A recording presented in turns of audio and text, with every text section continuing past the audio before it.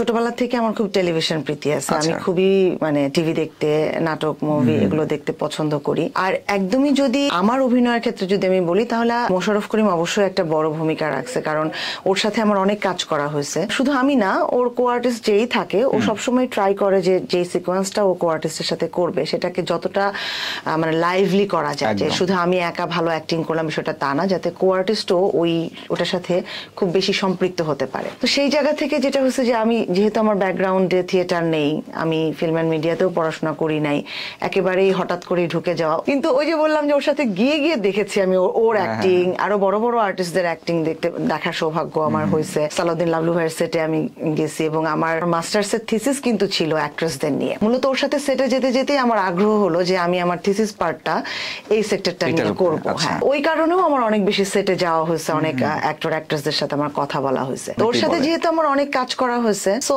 ও আমার অ্যাক্টিং এর ইমপ্রুভমেন্টের জন্য বড় একটা ভূমিকা রাখছে। তারপরে আমি আমার ডিরেক্টরদেরকেও অনেক এই জন্য কৃতজ্ঞতা প্রকাশ করব, কারণ ডিরেক্টরও আমি নতুন হিসেবে আমাকে অনেক চ্যালেঞ্জিং ক্যারেক্টার দিয়েছে এবং তারা বিশেষ করে আঞ্চলিক যেই ল্যাঙ্গুয়েজ ওটার ব্যাপারে আমি খুবই আনাড়ি ছিলাম। এমনি করছি গেছি খাইছি টাইপের কথাবার্তা বলতে পারি, কিন্তু আমি আসলে একদমই স্পেসিফিক অঞ্চলের ল্যাঙ্গুয়েজ গুলো পারতাম না। সেই জায়গা থেকে ডিরেক্টররা হেল্প করছে, মোশাররফ যখন আমার সাথে কাজ করছে ও হেল্প করছে।